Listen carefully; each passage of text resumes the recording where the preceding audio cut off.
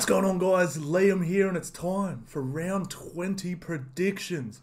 Previewing all the games for round 20, guys. I love this time of year. State of Origin's finished. Every game counts. Every game matters. Even if you're the bottom of the table, you can still mess up someone's finals chances. It's good, man. I love it. I love it. Just about every game has, implications. The implication. If you watch Sunny in Philadelphia, you know what I mean when I say the word implication. All right, so, man, we got some crackers this weekend, actually, and like I said, I love the directly post sort of State of Origin time, because we really get a good sense of who's coming to the party, who's going to be playing finals footy and stuff like that. So, in this video, guys, so I'm just, like I said, not retooling, but I'm still working out how to do these videos properly, sort of thing. So what I will do, I'll obviously go over each game, give my predictions head to head, a little bit of a look at for and against. Now, someone actually mentioned in my last video, maybe it's the one before, they're like, hey man, like your predictions for try scorers are different to the ones you do on the weekends. That is true. So what I'll do, I won't actually do try scorers. I might mention who I'm looking at, but I won't actually lock in my try scorers in these videos. Make sure you stay tuned to my shorts that I post on YouTube and also my TikTok. I do them each day, and they're the ones I've locked in and I'm doing. So just because I don't know exactly who's going to be playing in this game, for example. I don't know if, Paddy Carrigan is playing. So make sure you're subbed, and you can actually turn on the bell notification. It'll actually pop up on the weekend, like Liam's predictions for Brisbane versus Bulldogs, and it'll have my try scorers and overs and unders and all that sort of stuff. So this will be more head-to-heads and 13 pluses, but I will talk about try scorers a little bit as well. But yeah, I definitely don't want to confuse everyone and stuff like that, because yeah, I don't usually lock in my try scorers till the day of the game, sort of thing. So like I said, man, I'm still learning. We're still working out the best way to sort of do this thing. So but it's going, man, we're nearly 2,000 subs, man. So make sure you're subbing, man. I love you guys. You're awesome. All right, let's go through the games quickly, and then we'll go into each one in a bit more detail. So we've got the Knights hosting the Tigers. We've got the Bulldogs facing the Broncos. Now this is a big game. Seagulls versus Cowboys. This is actually a really big game, almost game of the round. We've got Roosters versus Storm. We've got, I stand corrected, this could be game of the round. Wales versus the Sharks. God damn. Then we've got the Dolphins versus Penny. Parramatta versus the Titans. St George. Bunnies and the Raiders all have buys. Now this is the last round where there's 3 teams or more, more than one team having a buy. So it'll go back to full 8 game rounds with one team having a buy each week. So yeah, how exciting, how good. Let's have a quick look at the ladder. So Penny out on top. Look at that for and against. It's ridiculous. Everyone laughed at me when I said they're going to win the minor premiership this year, and it's not locked in. They're obviously still equal on points with the Broncos, but god damn, it's looking more and more likely, especially with their getting players back, and Nathan Cleary might even be back this weekend, from what I've been told. Then we've got the Sharkies, the Storm, Raiders, and some big games here, Parramatta and then Bunnies. Bunnies have the bye, so they're going to get their 2 points. So they're going to be up to 24, and they get everyone back next week. So they're going to...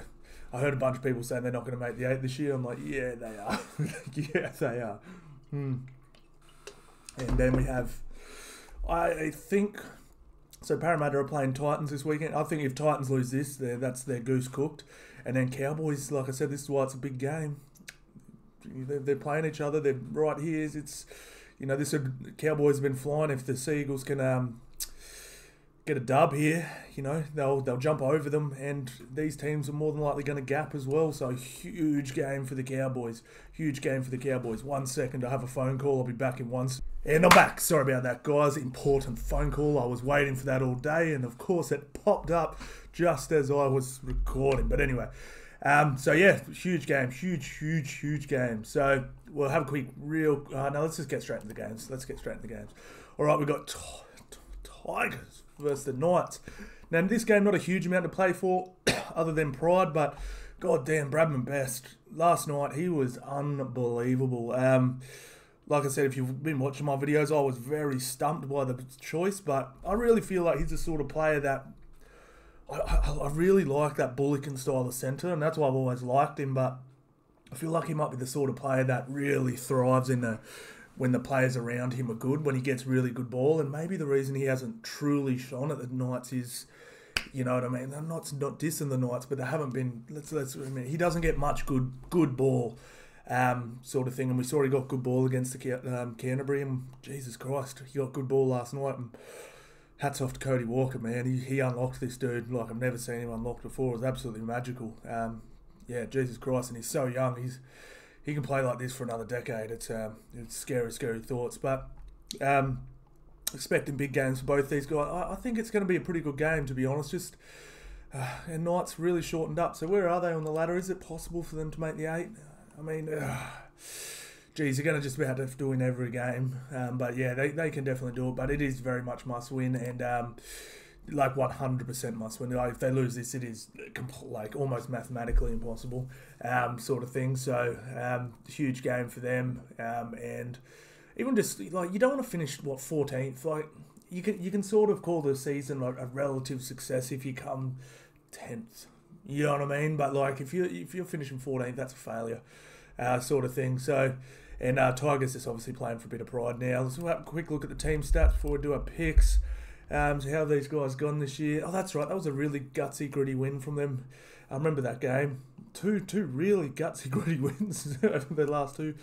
Obviously, Tigers haven't had 0 from 5, and Knights coming off that huge win. So neither team obviously have the winning percentage they would like this year. Completion rates, both around 75%. Tackle efficiency, Tigers have been tackling really well, 89%. Considering how much tackling they have to do, it's pretty damn impressive, 89% there. And yeah, but obviously just struggling to score points. I mean, just Wakeham and Will Smith as your halves is just, yeah, they're both not first grade halves. I love Will Smith. He's a Mr. Fix-It player. He's not a genuine half, unfortunately, but always been a big fan of him. I remember him at Parramatta. He was really good. Yeah, so, but, I mean, hopefully it's just a good game of rugby league, and we can enjoy it. Throw the footy around a bit, have a bit of fun, watch Bradman best carve up. Kalen Ponga's been looking elite at fullback. I've never been quite as high as Kalen Ponga as everyone else, and I was not a fan of him playing 6, but I actually feel like the last probably month he's playing some of the best footy he's played. He's been brilliant. He's been really, really good. So looking forward to that, and I'll take the Knights in that one. And yeah, I'm not too sure about 13 plus 1 to 12 there. How have they been doing? 13 to where are they? Newcastle Knights, falling against margins. So they've only got, 2 wins, 13 plus, 4 1 to 12. Probably would lean towards 1 to 12 in that one if you're looking. All right, so Bulldogs versus Broncos. Now, this is interesting. So obviously this would be last game for Reece Walsh's ban. I believe he comes back round 21. So Broncos get quite a lot of troops back in round 21. Kurt Cable's back in this game. Jordan Ricky back at the end of the year. And it says Corey Oates to be confirmed, but he's named. So I'm not too sure what's going on there. Sort of thing we'll have to wait and see. And obviously quite a few. Oh, so Olopu's injured. And this was the other one. Addo Carr, he's also been named, but he did pinch his hamstring last night. But he's been named as well. However, I believe if Addo Carr doesn't play, Karaz will go to that wing spot. And I think Alamotti would come in to hit the centre spot. I hope Addo Carr plays though, because I wouldn't mind seeing Karaz at centre. I think he'd be pretty handy there. And not just that, it's not that I think this Blake Wilson dude's better than Karaz, but I'm a big fan of this kid, eh?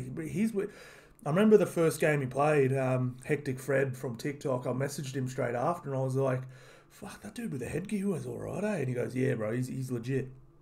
And he's only played a handful of games, but he's been really, really good. I was actually like, he moves really well. He's brilliant.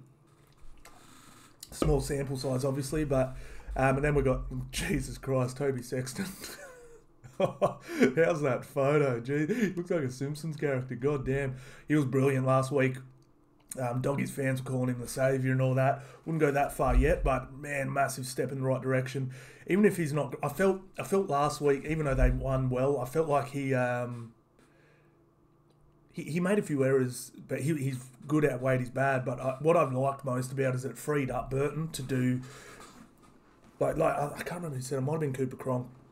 He's like, Toby Sexton do all the boring stuff 7 should do. Short kicking game, Sexton, long kicking game, Burton, and just simplify it. And it'll just give Burton more time to do stuff, sort of thing. And they need to really simplify it. So, yeah, long kick, Burton, short kick, Sexton. Burton play make, do all that stuff. Sexton just keep it simple sort of thing. And I think that'll work. It's actually pretty good. It's definitely not going to win a premiership or anything like that, but it's a step in the right direction. I thought Bulldogs for the first time this year, even though they've won games this year, I think last week was the first time you're like, all right, cool, you can work with that. And that was really good. Up against the Broncos. I mean, Broncos, I would be resting. Like, they have got these guys named in reserves. So Paddy Carrigan named in the reserves. I think they should 100% rest him. He's such an intricate piece for them, doing well in the finals. And, I mean, Kobe Hetherington comes in. I mean, no offence to Waddell, but I think Hetherington's better anyway. So it's not like you're just, like, putting in a scrub and it's going to be completely outmatched. He's probably as good as half these second rowers anyway. So I don't think you lose a whole heap. And it's still... I mean, this forward pack looks pretty weak compared to how it has, but Bulldogs, I think, probably have had the worst forward pack in the league. So even though this is the worst forward pack Broncos have probably ever shelled up this year, it's probably still on par with this one. And then I probably like Broncos backline better. You got Cobbo, Farnsworth, Staggs, Oates, Tristan Saylor, Ezra Mann and Reynolds. So all this forward pack has to do is hold this forward pack out, and I think they should be fine anyway. So I wouldn't be risking... They don't need to finish first. If Broncos finish first or second, they're going to get a home final and a second chance. I would not be risking Paddy Carrigan in this game. I think they can get the dub anyway. So, let's have a little look. But I genuinely think, price is about right. I was thinking about $1.50, $2.80. I think the Bulldogs can give them a shake. I really do. Not a win, but I think they can give them a fair shake. All right, so Broncos touched them up that was last year. Jeez, haven't played this year. And then a smaller win earlier. Broncos 4 out of 5. Bulldogs 1 out of 5. 35% win rate this year for the Doggies. 71% from the Bronx. How good. Completion rate 77% for the Broncos. 75% for the Doggies. Tackle efficiency not too bad, but not amazing. 87% to 86%. Broncos definitely winning the ruck speed. And wins at this venue. Broncos undefeated. God damn.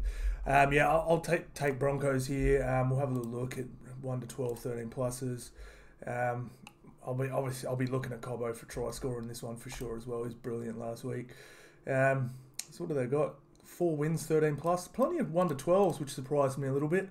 They're not blowing teams away crazy or anything like that. What they got? 1 13 plus loss, which is pretty damn good for 20 seasons of 20 rounds of footy. I reckon Doggies could almost hold them in that 1 to 12, but we'll have to wait and see. They're missing a lot of points and a forward pack, So yeah, but I hope Doggies give them a fair shake. But I'll be tipping the Broncos for sure. Now this one, this is big, and I reckon everyone on earth is tipping the Cowboys, but I'm not so sure. I'm not so sure. I do think they should win. I do think they've been the better team by a fair margin over the past 6 weeks. Let's have a look at their form guide real quick.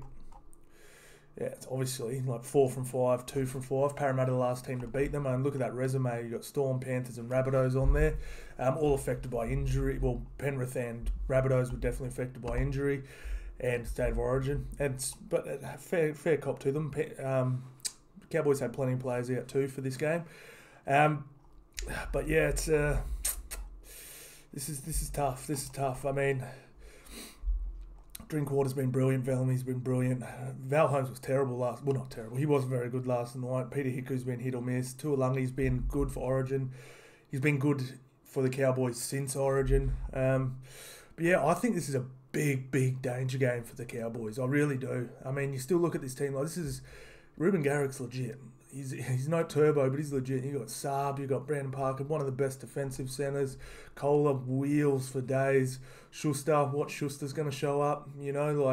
But this is the thing, these teams are both legit. This is a finals game for both these guys because one of these this game could almost mean whether you play finals or not this year. Like this is a big game.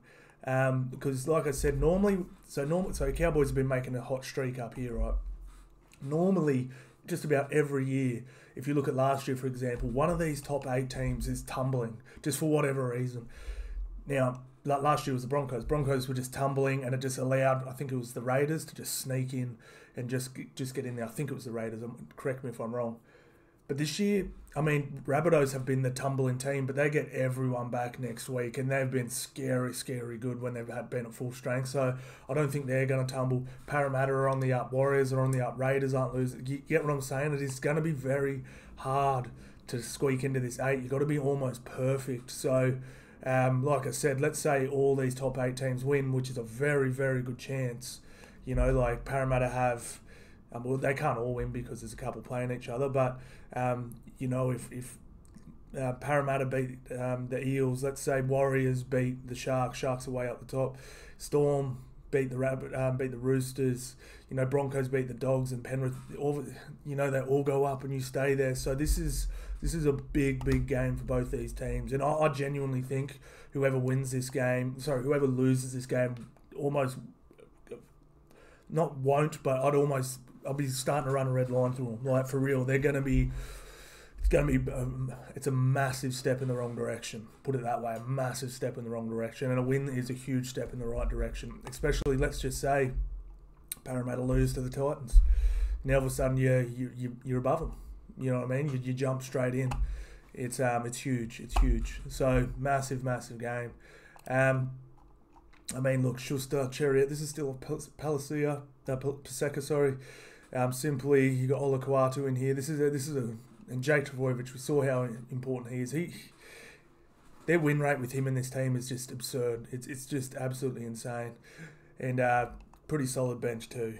But as is the Cowboys. Now, I'm flip-flopping on this game so much. I know everyone's just taking Cowboys, but I really don't think it's that simple. And this is the thing too, like Cowboys have been on a hot streak, but Cowboys are going to lose games this year. It's just, you can't, no matter how good you are, you have an off night. You have a bad game. Like we saw Parramatta hadn't looked like losing a game. I think their closest losing margin was 30 points. They got dusted up last week. You know, it doesn't matter how good you're going to lose a game. So last one was a close one. The one before that was a hiding. We look at the form guide, far superior for the Cowboys. Wow, they've actually won 2 extra games. Does that mean, wow, okay, this year? Wow, that's pretty crazy. All right, so we've got the completion rate, 77% to 80%. Tackle efficiency, not great from the Cowboys, 86, 87% for the Manly. Not too bad, but not great either. All right, so let's have a look here. So the Cowboys have finally got this the right way around, so they're scoring more points than they're conceding throughout the year. I know it sounds stupid, but that's what you want to happen. And yeah, Manly are not, sort of thing. So, that's what would have one of those wins this season. So they had a draw as well. I was thinking, I'm sure they've won more than 7. They had a draw in there as well, which is why they're actually won. They got an uneven amount of points, but they will still jump the Cowboys, obviously, because they'll go to 23 if they do win. Wins at this venue. Now, this is the other thing that's playing on my mind a little bit as well. Cowboys have been hot, but they've only won 2 games away from home this year. 2 games away from home, and Manly are very good at home, winning 5 and losing 3. So Manly are a much better team at home, and Cowboys are not. And there's much more players coming back from State of Origin duties as well.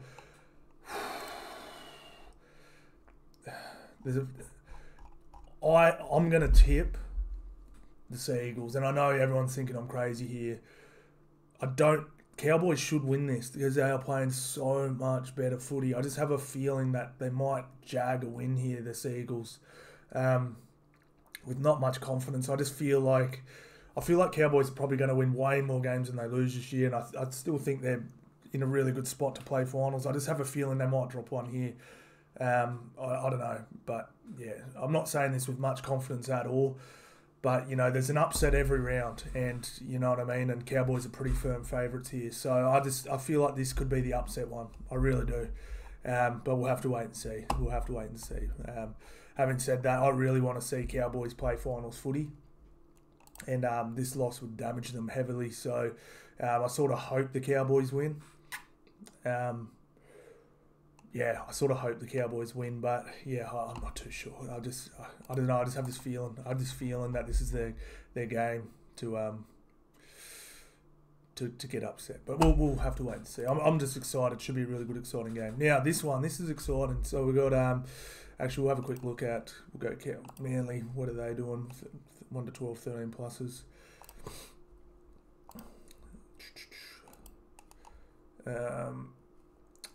19, damn. And this is the thing too. Manly this year they've blown teams off the park a few times, and you're just like, what the hell? I'm not going to touch 1 to 12, 13 plus in this one because I don't know. Because I don't even know if Manly are going to win. Like I'm very much like on the fence with it. I really am.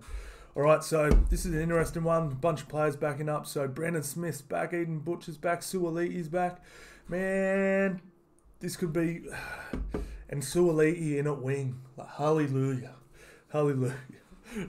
Someone showed Robinson a highlight reel of Suoliti's highlight reel last year and put him back where he belongs on the wing. God damn, it only took 20 rounds.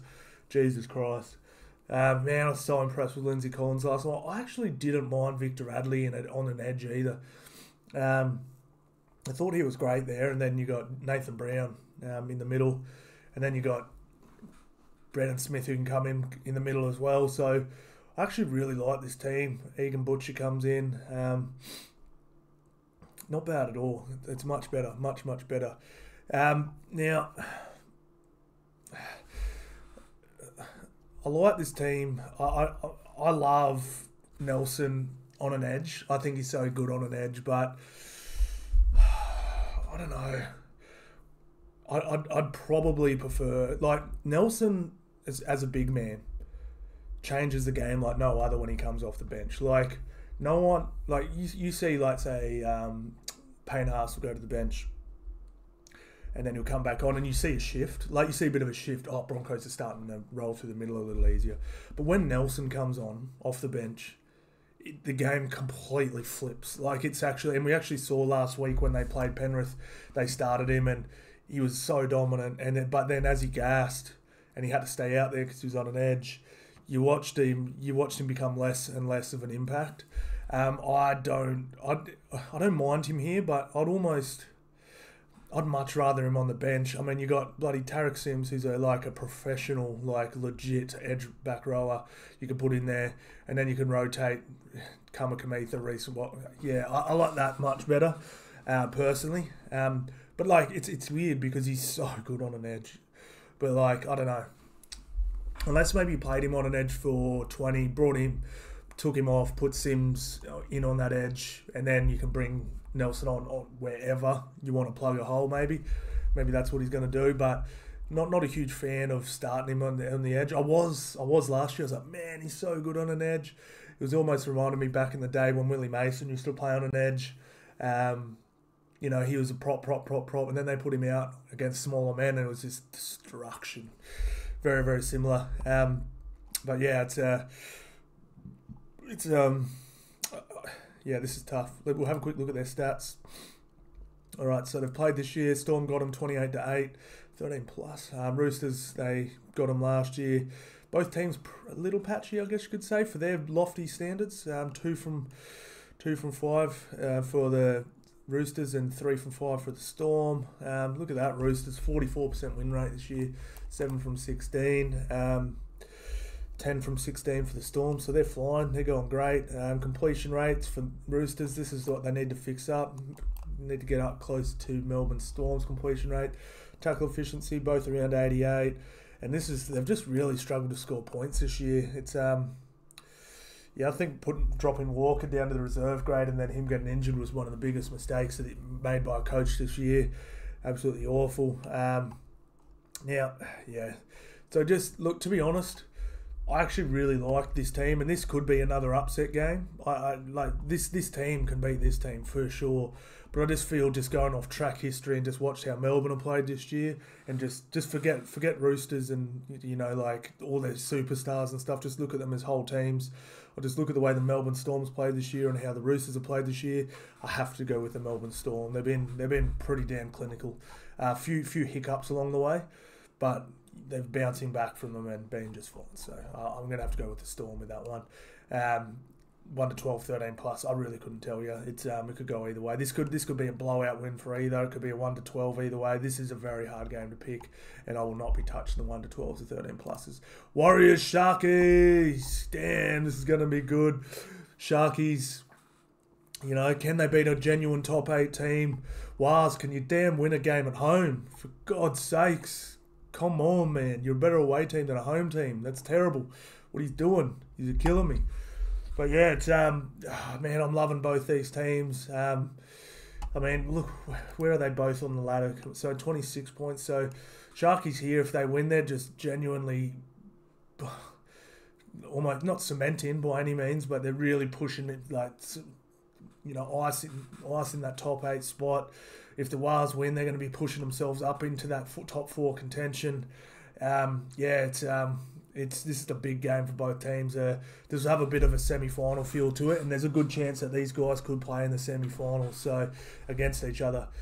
So this could be a big one. This could be a big one. I'm really looking forward to this back 5 battle. Man, Kennedy on Coulstard, you got Dallin on Katoa, you got Berry on Ravian, you got Pompey on Talakai, Montoya on Ronaldo. God damn, 2 of the best back 5s in the league for real, man. That's there's some meters here. God damn. Wow. Metcalf playing his old club. He's been a revelation. Then we've got Sean Johnson, two hottest number 7s in the league. The Tang Slayers. Man. Forward pack battle. Pretty damn good as well. Hopefully Rudolph's been hitting the old Stairmaster this week. He gassed after about 6 minutes of play last week.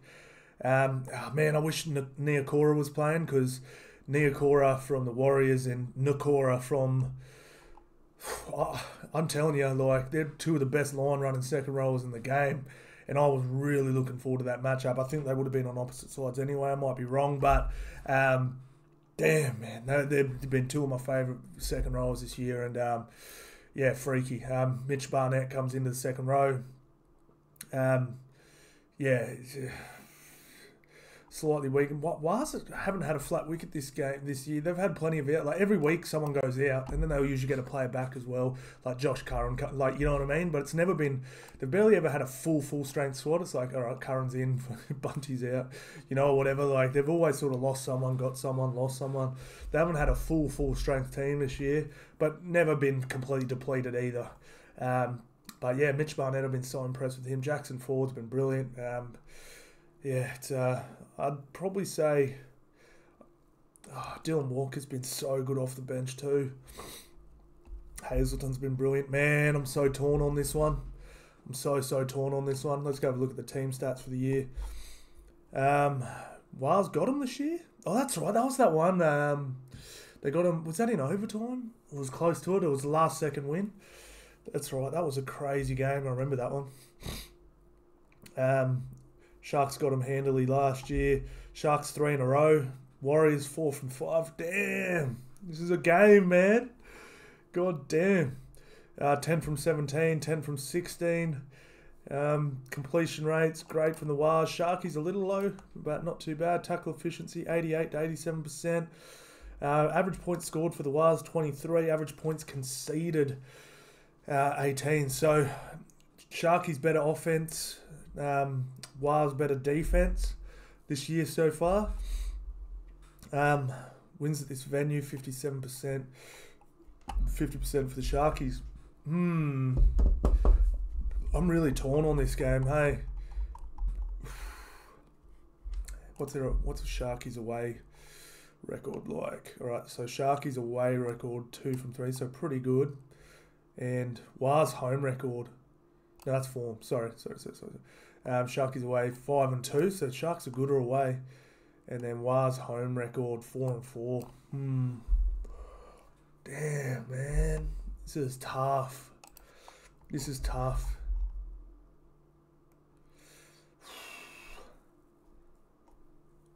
Oh, man. This is doing my head in. I can think of 10 reasons why the Wars should win. I can think of 10 reasons why the Sharkies should win. For real. This is so tough. What are the odds? $1.97 to $1.87. So Sharks favourites. Just. If you can call that favourites. Damn. Alright, I'm gonna go Warriors just because they're at home. And they just have to come good at home. I mean, come on, man. Come on, man. Oh, but then... Oh, man. Give me a look at their forward packs again. Kafusi, Brayley, Rudolph. No, I'm going the Wars. Yeah, that's just. Not confidently. 1-12. Either team 1-12. I think this is going to be a really good, high-quality game. A finals intensity. Absolutely cannot wait. Yeah, Sharkies just... Warriors being at home, Sharkies struggling against the top 8 teams. That's pretty much my final think on it. Jeez. My intelligence. It's brimming. Went to the casino last night, man. I'm tired. Had a big win on the punt in the State of Origin. Straight to the casino. Stacking chips. I was up a lot too. I walked out a little bit up, but I should have been up more. All right. Penrith Dolphins. I mean, Penrith just...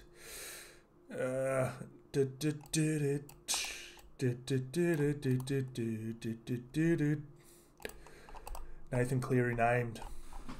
Now, he's not named in the team. Jesse McLean. He's not named in the team, but he's in the extended bench. I'm expecting him not to play. Just because it's a soft tissue injury, you're better off going, I'm ready to play, and then having one extra week. It's just the way it is. It's just one of those ones you can... We saw Liam Martin at the start of the year, his soft tissue injury. You come back, you're sweet, and then it's very hard to emulate a real game. You can try your best, it's very, very hard. And then he'd play a game, then be out for 2 weeks. Then he'd play another game, he'd be out for another 2 weeks. You can't do that with Cleary. They have the Dolphins covered anyway. I mean, Cogger, I think's just as good a match as Sullivan. Cleary, over Katoa. Like, they've still got mismatches all over the park. And then you got the general just team dynamic of Penrith as well. I'd be resting Cleary another week, so I'm not expecting him to play. But yeah, we'll have to wait and see. It's they're stacked, man. They're absolutely stacked. Let's have a look, see how they're going. So Penrith dropped one of the last 4. Last game was Origin affected. Really gutsy win. Dolphins last week. I picked that one, which is good. Look, 47% doesn't look great, but look, if you told me at the start of the year that Dolphins would be 8 from 17, I would have called you. I would have asked where you've been buying your methamphetamine from. But they're doing good, man. They're killing it. Look at this completion rate from the Penrith Panthers. Goddamn tackle efficiency. A little lower. I thought they'd be closer to 90, but not too bad. Dolphins are matching them, man. Matching them. But this is where they don't match them. Points scored, I guess. Well, not too far off. Panthers haven't been prolific point scorers, but goddamn, look at this. Over double the amount of points conceded. And, wow. How do they both have wins at this venue 2 from 2? Oh, because, yeah, okay, so. So how are they both perfect? So both teams never lost at this venue. God damn. How crazy. But yeah, I expect them to win the game here in the ruck. Jesus Christ, this forward pack is just absurd. Mitch Kenny in the hooker. You got Moses Leota, Fisher Harris, Sorensen, Liam Martin, Isaiah Yeo. Like, stop it. Such a good forward pack, man. Liam Martin last night. It was funny last night. He actually did a mistake. Dropped the ball on the ground. He just looks good in a Blues jersey. Like, he's a rep player. Like, he's legit. I damn near think I think he's the best second rower in the game. He's unbelievable. He's just not leaps and bounds the best second rower in the game. But when you put the whole package together, the whole running, the defense, the line speed, yeah, he's so good. I'd kill to have this dude on my team, whichever team it was.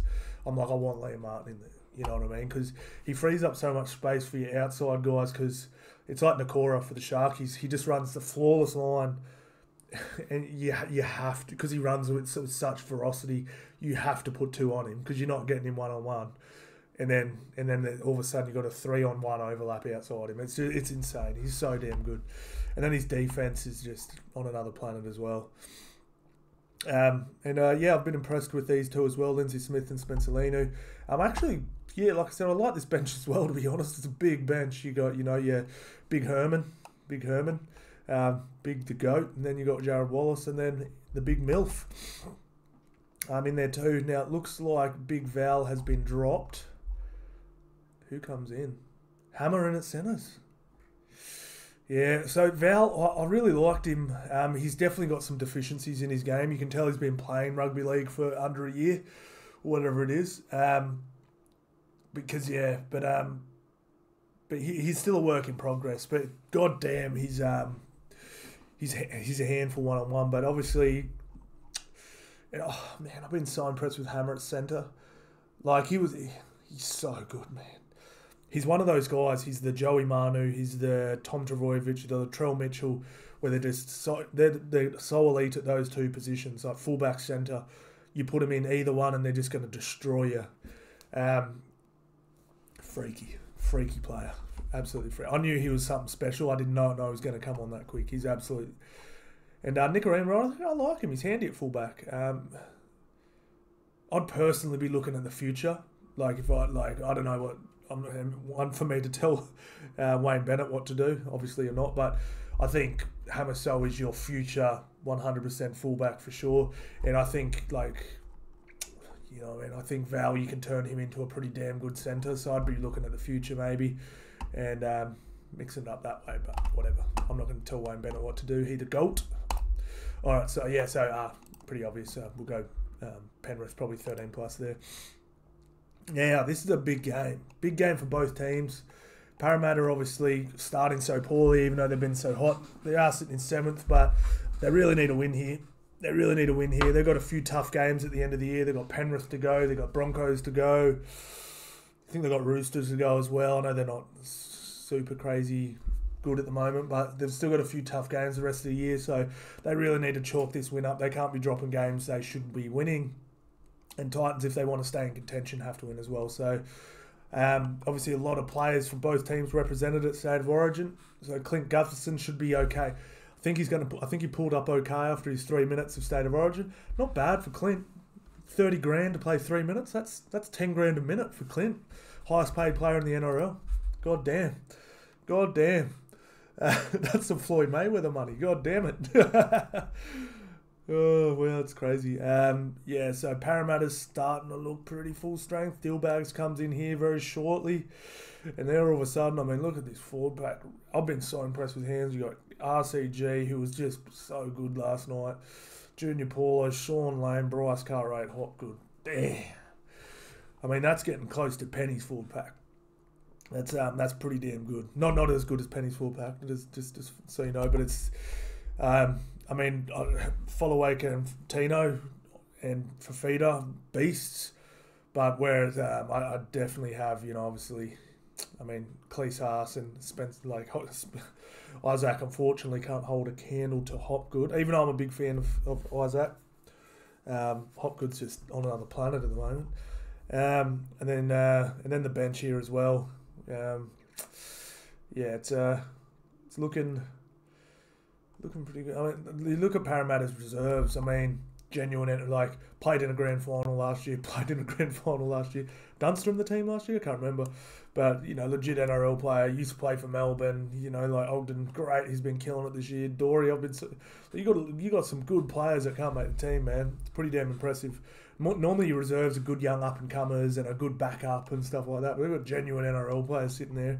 It's pretty impressive. AJ was, people saying, he was terrible last night at State of Origin. I think he was all right. Like I said, I just think it was the wrong call. I thought Munster should have gone to fullback and did, and should have played at 6. I thought that was a stronger team.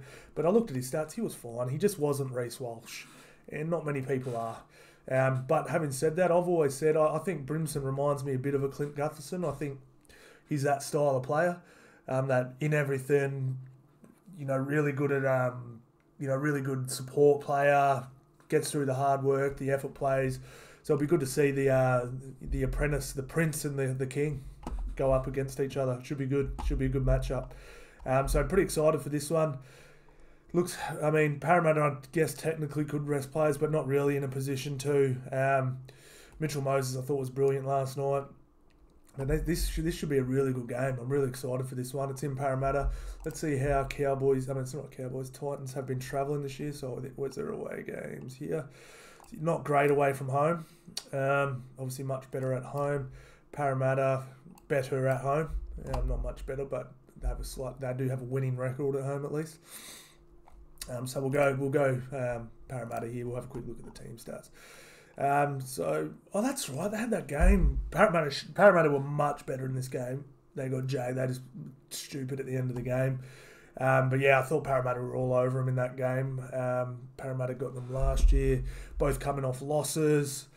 But Parramatta obviously have been very hot, sort of thing. So Parramatta pretty good at home. 44% win rate for the Titans there. Completion rate. Parramatta have to get that up if they want to be a genuine threat this year. Tackle efficiency, yeah, not great from the Titans. A little bit better from the Parramatta Eels. So yeah, we'll go Parramatta here. We'll go Parramatta. Now, and that's it. We're done. Casualty ward. So we'll have a quick look. Parramatta, so a lot of play. Broncos pretty much full strength next week, which is pretty damn good. Bulldogs not too far off getting quite a few players back as well. Who else is missing a lot of players? So we've got Nathan Cleary back round 20. So he's named to play, he's named to come back. Same as Sorensen, Mays out, and here we go. Here's the other one here, the Rabbitohs. So Ankle round 21, Campbell Graham round 21, Jacob Host round 21, Trell Mitt round 21. So for everyone saying that the bunnies are cooked, yeah, just wait. Raiders, Papali'i, they get him back. So they've got a bye this week, don't they? Yeah, so they get Papali'i back, so they're looking the goods as well. And Roosters getting a lot back this week too. And then, all right, this is the other ones. Hueli back. He wasn't named though, was he? No. And then Finucane back next week. Hunt back next week. Yeah. Okay. Warbrick back. All right, so here we go. Warriors is the other one. So Walker is named. Nakora's back next week. Cossey's back round 26 if they choose to bring him back. Curran back. This one, Tavanga. Calf indefinite. God damn. And this was the other one too. Tamari Martin indefinite as well. God damn, that sucks. Absolutely sucks. And how's the poor old Tigers going? So we've got Jaw round 20. Was he named? Where is he? Was he named? Did I just skip over that Api Koroisau's back? He is too. Good job, Liam. Jesus Christ. Second best hooker in the game. You just skip over that he's making his comeback. God damn. How bad are you? Who else we got? So Naden back, Laurie back, Twal back. Okay, so they're getting some troops back. And then Luke Brooks round 22. And poor old Dewey did his knee. God damn. All right, so let's go over it real quick. So we've gone Knights, we've gone Bronx, we've gone Seagulls, we've gone Storm, we've gone Wars, we've gone Penny, and we've gone Para.